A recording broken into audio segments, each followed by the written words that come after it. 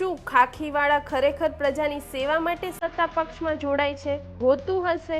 ગુજરાતનું રાજકારણ સપ્તરંગી છે. पानी रे पानी तेरा रंग कैसा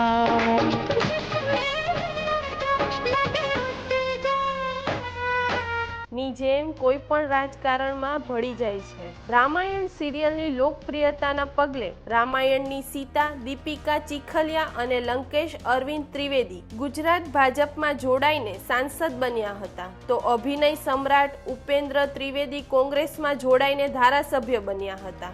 અભિનેતાઓની સાથે સાથે નેતા બનવા ખાખીવાળાઓને પણ રાજકારણમાં જોડાવાનો ચસ્કો લાગ્યો હતો.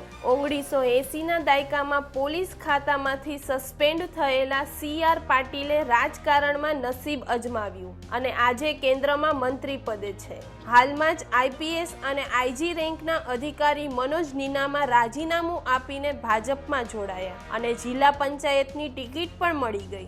IPS જશપાલસિંહને આજે ભાગ્યે જ કોઈ ઓળખતું હશે. વડોદરામાં પોતાનો અલગ મંચ બનાવ્યો અને પછી 1995માં ભાજપના મંત્રી બન્યા અને ત્યારબાદ ભાજપના બીજા નેતાઓની જેમ ખોવાઈ ગયા. એક છે PC બરંડા, 2017માં ભાજપમાં જોડાયા, ધારાસભ્ય બન્યા અને હાલમાં મંત્રી છે. બીજા છે પૂર્વ IPS કુલદીપ શર્મા. કચ્છમાં દાણાચોરો સામે કરેલી કામગીરીના ઇનામ રૂપે તેમને ચાંદીની તલવાર ભેટ અપાઈ હતી. થોડાક સમય પહેલા કોંગ્રેસમાં જોડાયા અને ગુમનામ છે. આપના ધારાસભ્ય ગોપાલ ઇટાલિયા પણ પોલીસ ખાતામાં કોન્સ્ટેબલ હતા. ખાખીવાળાઓ મોટા ભાગે સત્તા પક્ષમાં જોડાયા છે અને પછી ધારાસભ્ય કે મંત્રી બન્યા છે.